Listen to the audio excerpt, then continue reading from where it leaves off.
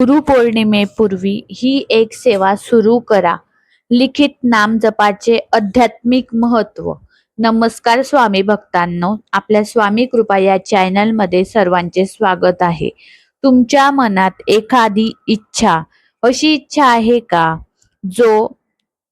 जी तुम्ही अनेक दिवसापासून देवाकडे मागत आहात?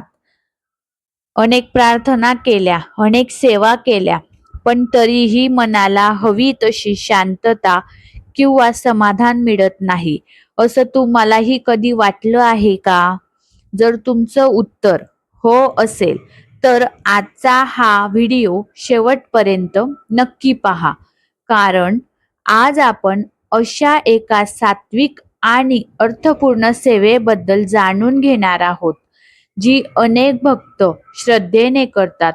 ही सेवा कोणत्याही चमत्काराची हमी देत नाही, पण मनाला एकाग्रता, भक्तीत सातत्य आणि गुरूंच्या स्मरणात राहण्याची सुंदर प्रेरणा नक्की देते.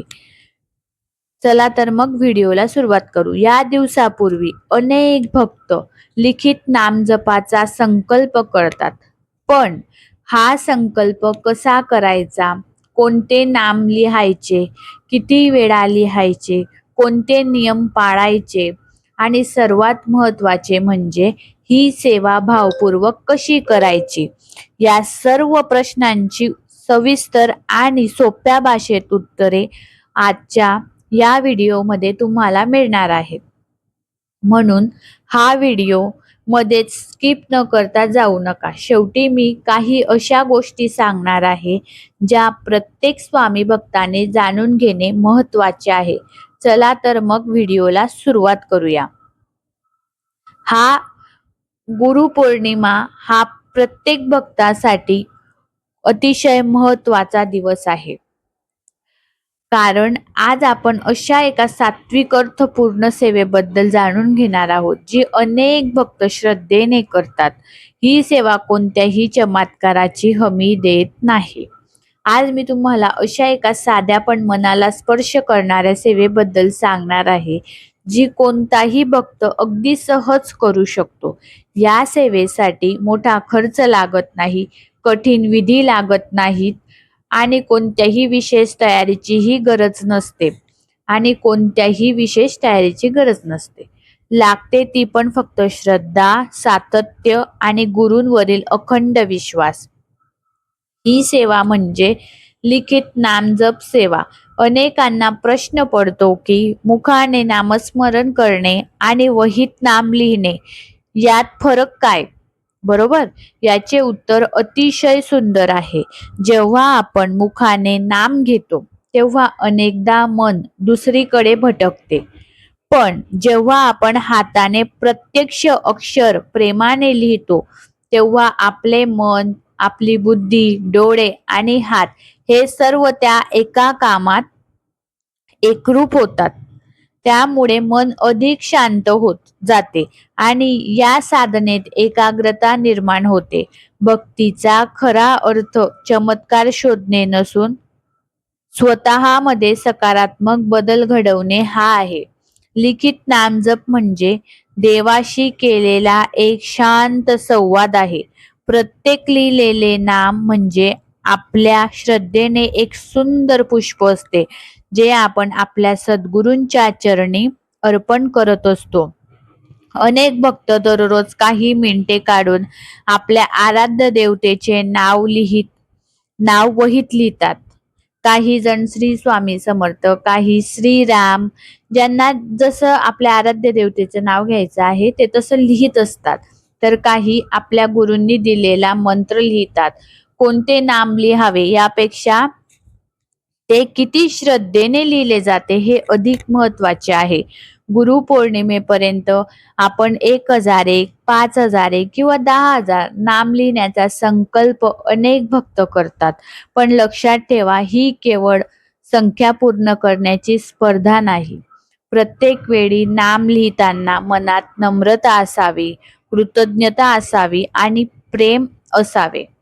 दररोज ठराविक वेळ निवडा. शक्य असल्यास स्नान करून देवासमोर दिवा लावा. काही क्षण शांत बसा. मनातील सर्व चिंता गुरूंना अर्पण करा.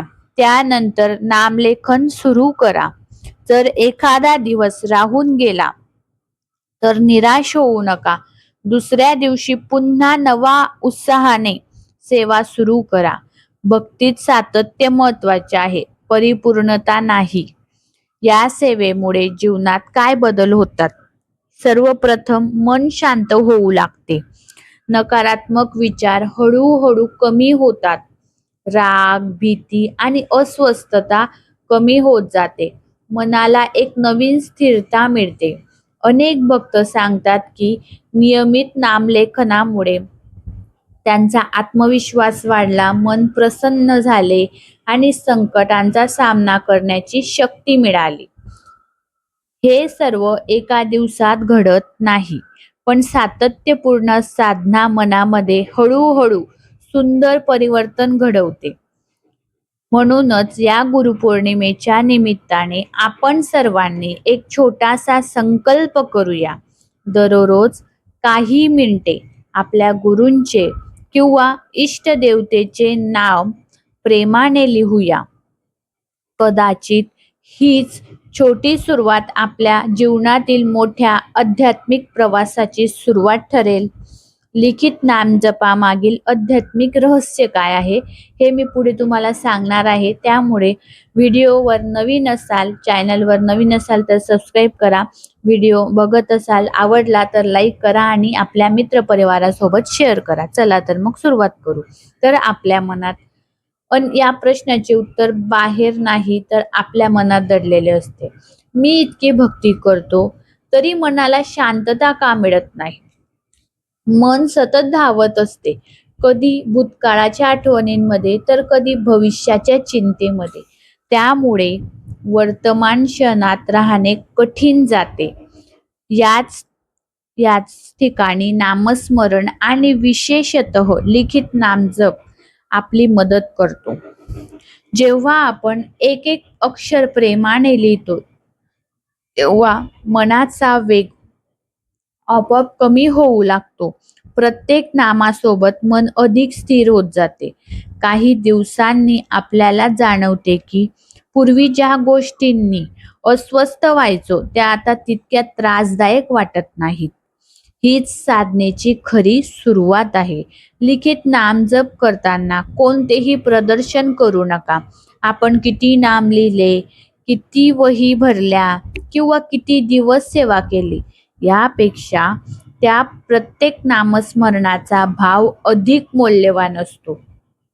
काही भक्त सकाळी सेवा करतात तर काही रात्री झोपण्यापूर्वी. वेळ कोणतीही असो, पण मन शांत आणि श्रद्धेने भरलेले असणे महत्वाचे आहे. सेवा सुरू करण्यापूर्वी 2 मिनिटं डोळे मिटून आपल्या सद्गुरूंचे स्मरण करा. मनात नम्र प्रार्थना करा. हे गुरुदेव, माझे मन स्थिर करा.